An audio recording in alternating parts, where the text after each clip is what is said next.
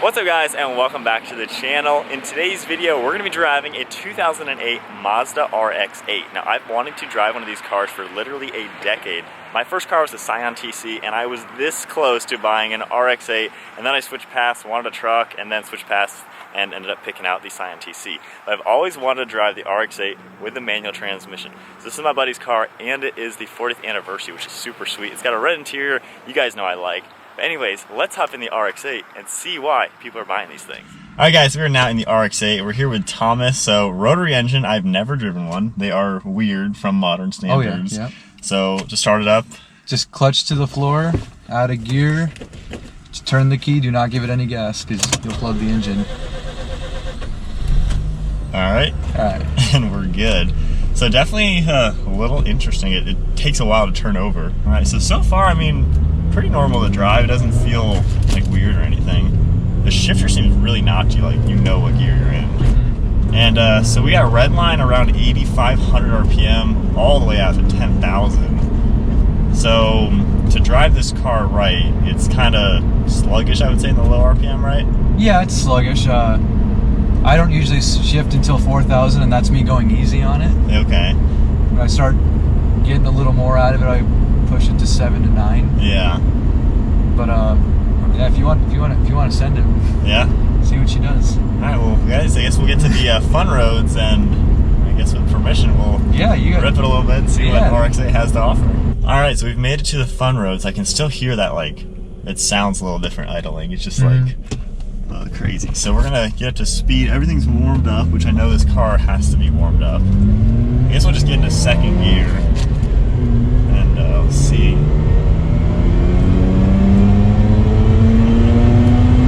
That's great. Oh wow. Yeah, we got to speed quickly. Yeah, before you know it, you're going 40 in second gear. Yeah. It's crazy how smooth it revs. And then the shifter's so nice. It seems so easy to get into gear. Like rev matching. Oh, that was a horrible rev match. It's all good. So this car is really set up for handling and things like that, and then it has that top end to kind of carry the speed. The shifters, that's amazing. That's one of the best manuals I think I've been in. Oh, you think so? It's like it's a short throw, hands down, but just easy to like place every gear. And the actual handling of the car seems very nimble. You can easily just like play with the car. And this is bone stock car, so nothing's done to it yet. Nope, not yet. You have mods in the future planned. Yep. But even for stock, though, it seems like it's definitely a well-planted car.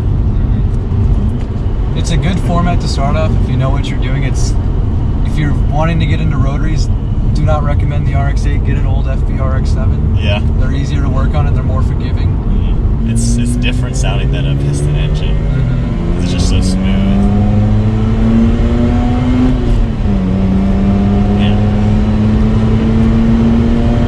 Gets up to speed. Yeah.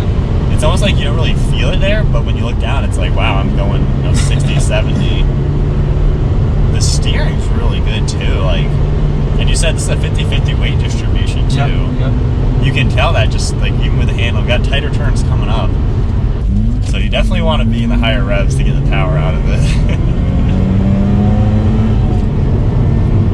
All right, so we got some twisties here. Have you done any kind of like mountain road trips with it or anything crazy like that? I've been planning to go out to Boone where the mountains are because I hear there's a really vast back road setting just for tearing the car apart out there. That's where I was 2 weeks ago. Oh yeah?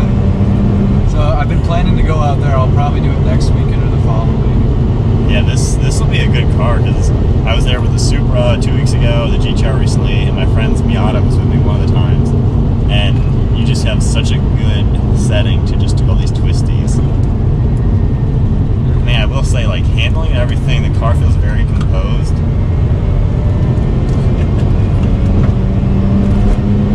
And that engine just keeps revving. It's funny because when you're about to shift gears, the engine's like, oh wait, you're done with that gear? Yeah. That's all you got? Like, that was 7,000 RPM shift where I would be way into redline into my car. Yeah. But this car is like, we're still going. Come on now. Man. Yeah, what I'm finding with the car, just everything feels so smooth. Like just the engine, the way it's revving. power band of a horsepower just coming on. Right. And then handling and steering just feels very pinpointy. And then suspension, you said this has It's got Bilstein coilovers. That's what it came with from the factory. Okay. I don't know if the GT ever did, but yeah, it's just something they threw on the 40th, I guess. Because when I was doing my oil change, I saw yellow Bilstein coilovers. I was like, oh, that's kind of neat. Yeah. I mean, yeah, this is a really bumpy road. It absorbs the bumps pretty well. These are cool. And I love how LA cars that can kind of do a lot in one. And this car being a 4-seater with the doors and the trunk, it's actually a practical, normal car. It's probably the most practical 2-door-ish car out there because of those little doors. So it actually makes those seats much more usable than a normal car. And then you still got a normal trunk and everything. But then the fun factor when you're in these seats, you're in a 2-seater sports car all of a sudden with a manual rear-wheel drive, and it's got a limited slip back there. So it's got all the performance stuff that a normal sports car has. And then the engine being so much different than just a piston engine, there's like a whole different ball game of things you can do with it. Yeah. The 4 doors helps with insurance purposes too. Yeah. I love the shifter, like seriously. That is one of the best manuals right there. Oh man, that's awesome. That's always good to hear from a guy who reviews cars. Yeah. I'd say like the 370Z, the Miata, and this are probably up there. And those are all normal, affordable cars. And the clutch is super light because it's only a 1.3 liter engine. I mean, it's technically a tiny little engine the size of a lunchbox. It really is, yeah, you're not wrong about that. That's one thing I always loved about the RX-7 and the RX-8 platform. Yeah. The clutches are light. That's one thing I don't like about Mustangs is going into third, you've already got a leg workout.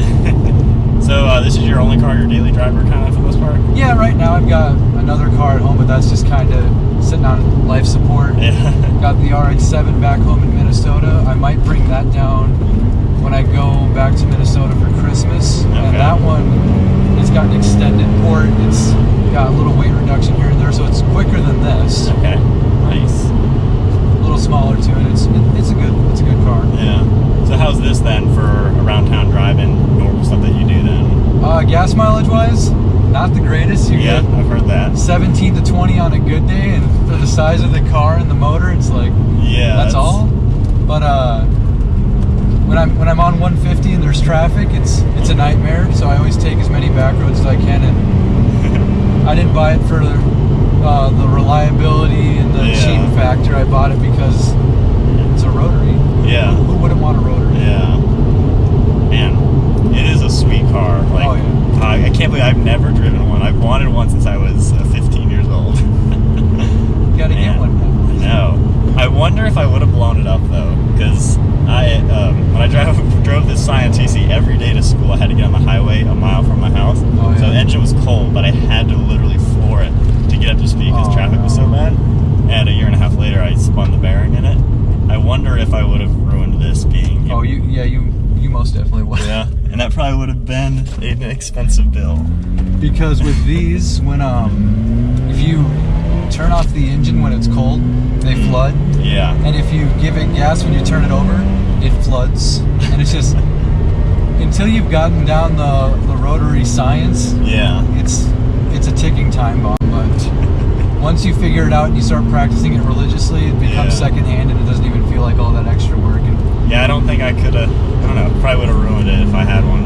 Have you ever flooded the engine? Like, what do you do in that circumstance? Because it can't drain out like a piston engine, You gotta rebuild it. So you take it all apart, clean it, put it back together. So you're screwed if you flood it. Yeah. It's a one-time. I learned how to rebuild rotaries. Man, that's crazy. Alright, so we'll do another acceleration from first gear.